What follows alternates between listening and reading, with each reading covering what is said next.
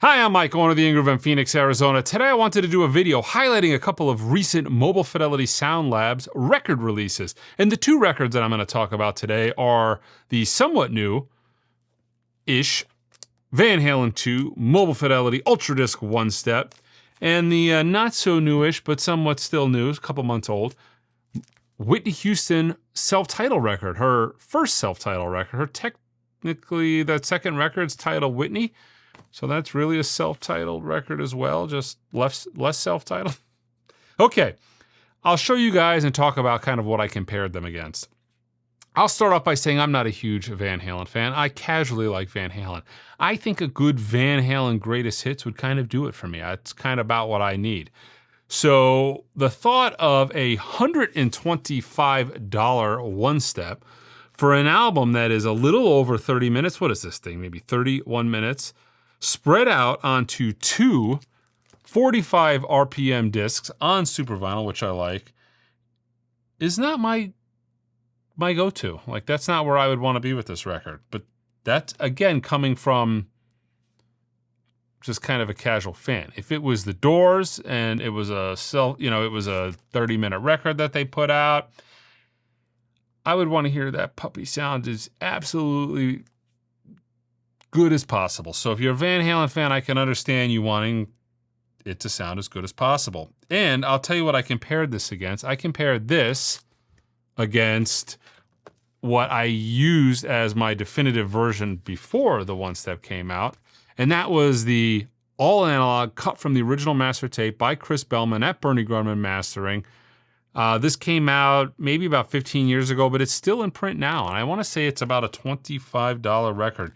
They've changed, they've updated to the new Warner logo. They've updated the hype sticker, but the metal work on this is exactly the same.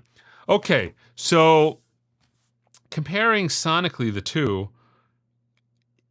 there's really not a lot of comparison.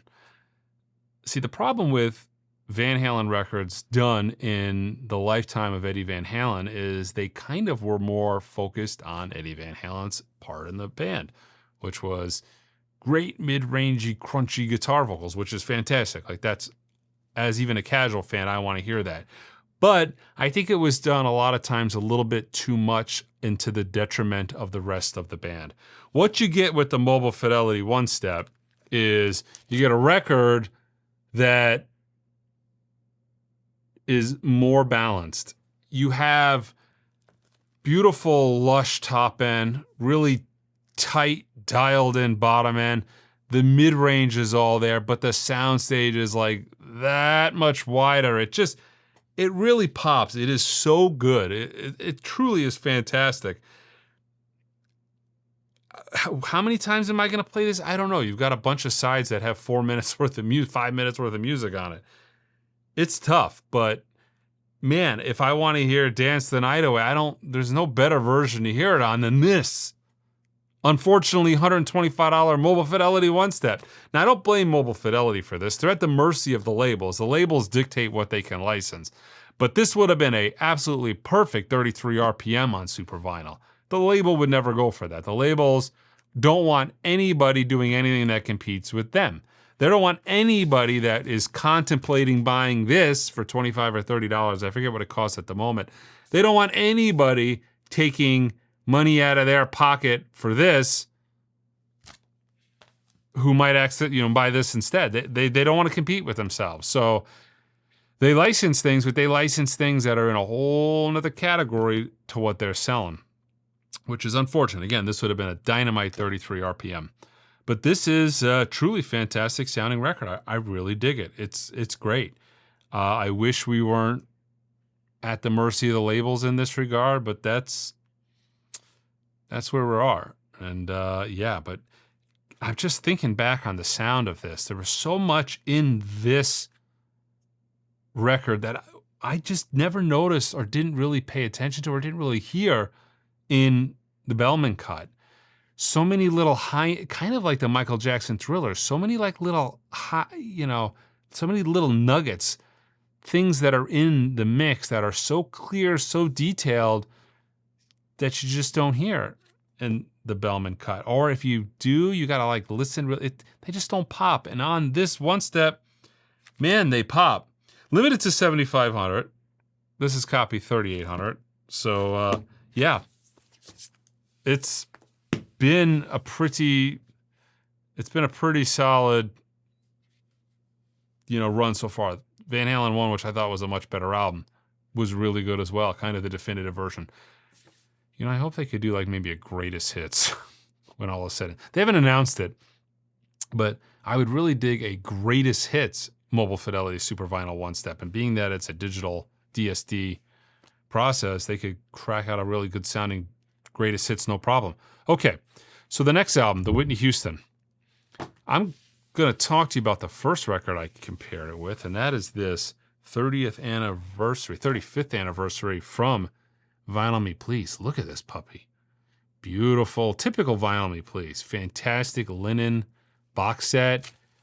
Look at this hype sticker on here. AAA, cut from the original tapes by Ryan Smith at Sterling Sound. Ooh. Analog, right? Bonus disc, Whitney Houston special. I think it's a Japanese 12-inch club remix disc. Let's show you guys the contents of this thing. Gold vinyl. There's the gold vinyl. Beautiful Stoughton tip-on jacket in typical Vinyl Me Please fashion. Yes. Fantastic. Heavy cover. Beautiful. I love it, right? Beautiful. Book. Beautiful. Look at this linen book. It's, pictures glued onto the cover, foil on the cover. Fantastic. Copies of contracts, photographs, all kinds of little tchotchkes in there. It's talking about her career. There's lyrics in here. God, there's even a picture of the master tape. Oh, but wait.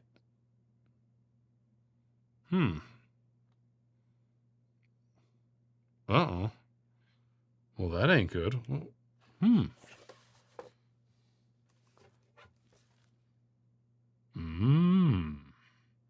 AAA cut from the original tapes by Ryan Smith at Sterling Sound.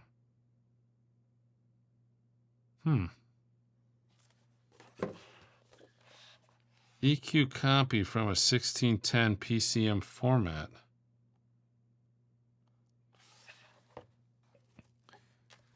AAA cut from the original tapes by Ryan Smith. That's you don't say.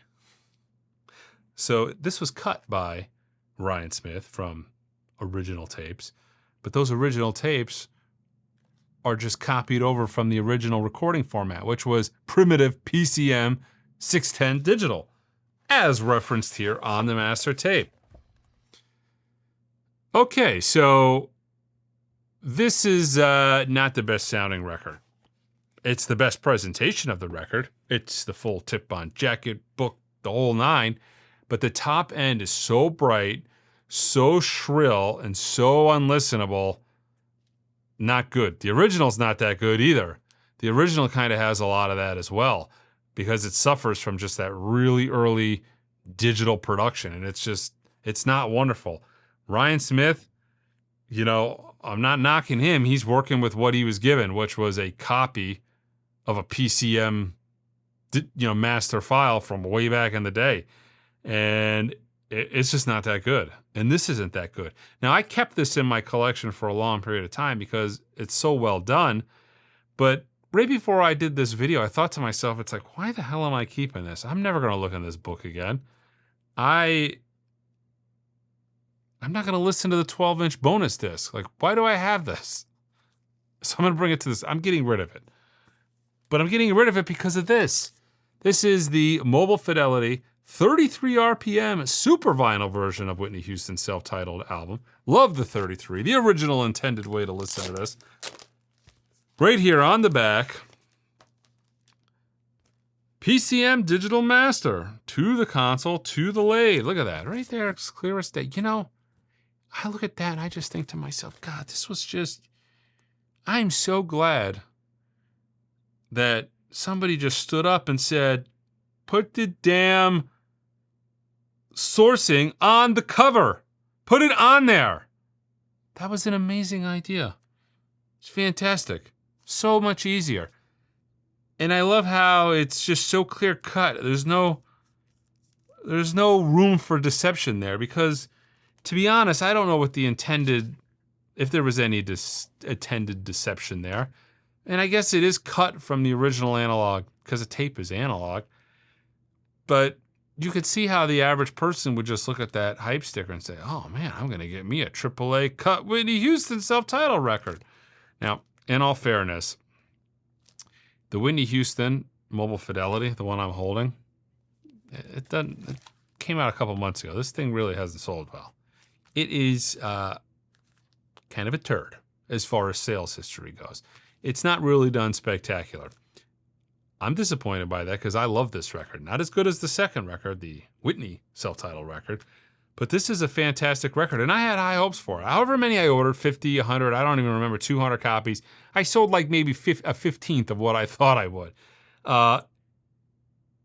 It just seems like there's maybe not a lot of love for the audiophile Whitney Houston records, you know, and it's out of the price point to where the casual person coming into the store would buy it.